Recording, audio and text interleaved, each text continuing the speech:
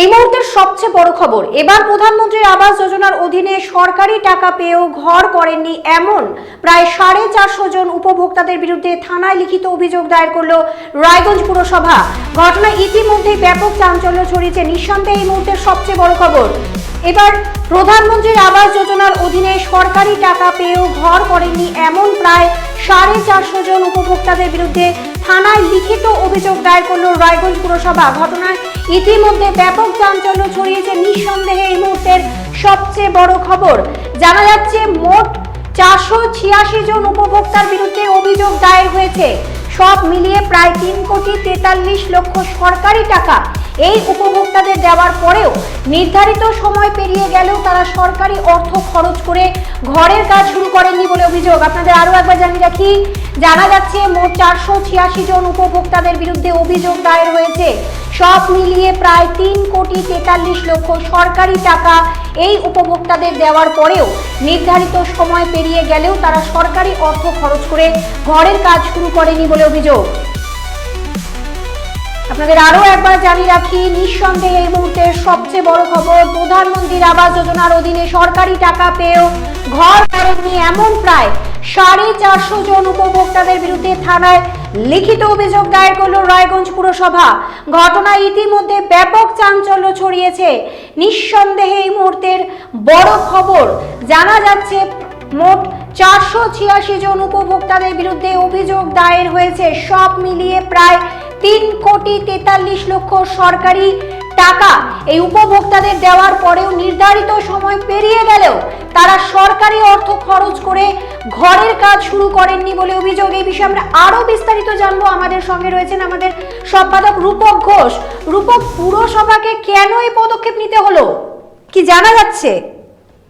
দেখো নন্দিতা, এই বিষয়ে তোমাকে জানিয়ে রাখি, রায়গঞ্জ পুরসভা কিন্তু এর আগেও এই ধরনের একটা পদক্ষেপ নিতে চলেছে বলে কিন্তু পুরসভার তরফে সাংবাদিক বৈঠক করে জানানো হয়েছিল। উল্লেখযোগ্য বিষয় হলো, এতজন প্রায় 450 জনের ওপরেও উপভোক্তা তারা কিন্তু সরকারি টাকা পেয়েও তারা সরকারি ঘর নির্মাণের কাজ শুরু করেননি এমন অভিযোগ তুলে কিন্তু সরব হয়েছিল রায়গঞ্জ পুরসভা।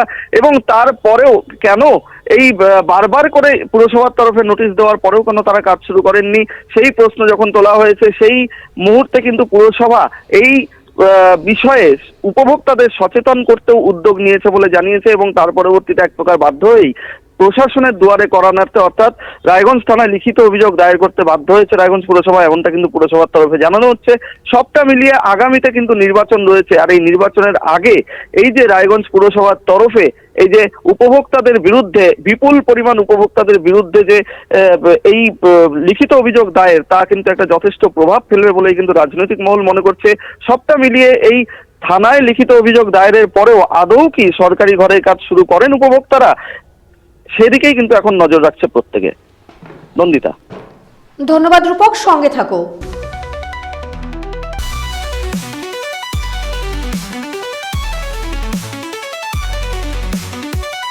আরো একবার জানিয়ে রাখি যে প্রধানমন্ত্রীর আবাস যোজনার অধীনে সরকারি টাকা পেয়েও ঘর করেননি এমন প্রায় 486 জন উপভোক্তার বিরুদ্ধে অভিযোগ দায়ের করেছে রায়গঞ্জ পুরসভা।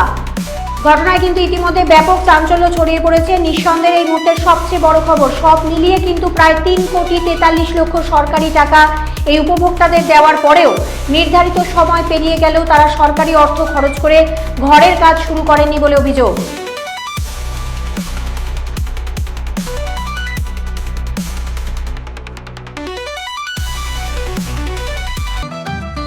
রেডিমেড পোশাকের মনকাড়া কালেকশন নিয়ে এবার হাজির রায়গঞ্জের বসন্ত স্টোর্স। একই ছাদের নিচে পেয়ে যাবেন লেহেঙ্গা, চুড়িদার, শাড়ি, ব্লেজার সহ ছোট বড় সবার মনের মতো পোশাক। তাই আর দেরি নয়, আজই আসুন বসন্ত স্টোর্সে।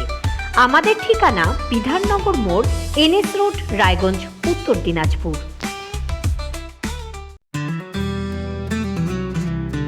গ্রসারি থেকে কসমেটিক্স,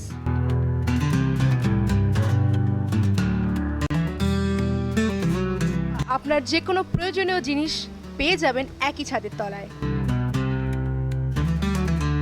আমাদের ঠিকানা LIC মোড়, রায়গঞ্জ, উত্তর দিনাজপুর। চোখের সমস্যা বাড়ার আগেই আজই আসুন জীবন রেখা হসপিটাল, আপনার পরিবারের নতুন ভরসা। আপনার স্বপ্ন এবার আপনার শহর রায়গঞ্জে।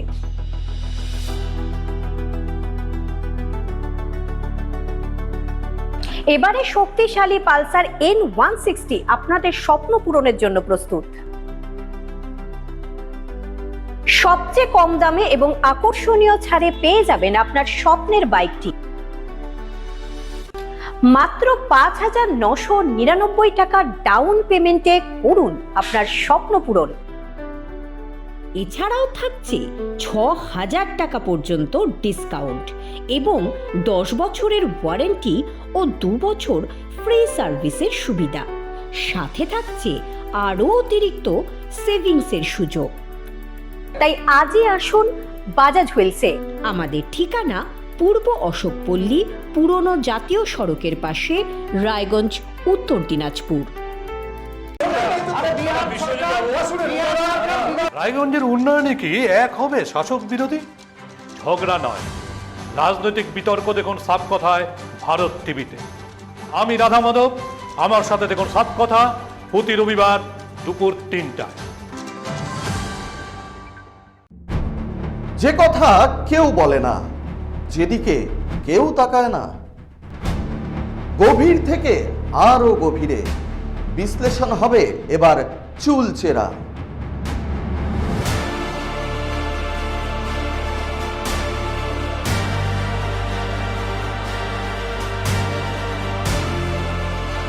কারোর দাবেদারি নয়। আমি সত্যান্বেষী, আমার সঙ্গে থাকুন প্রতিদিন রাত ৮টায় শুধুমাত্র ভারত টিভিতে।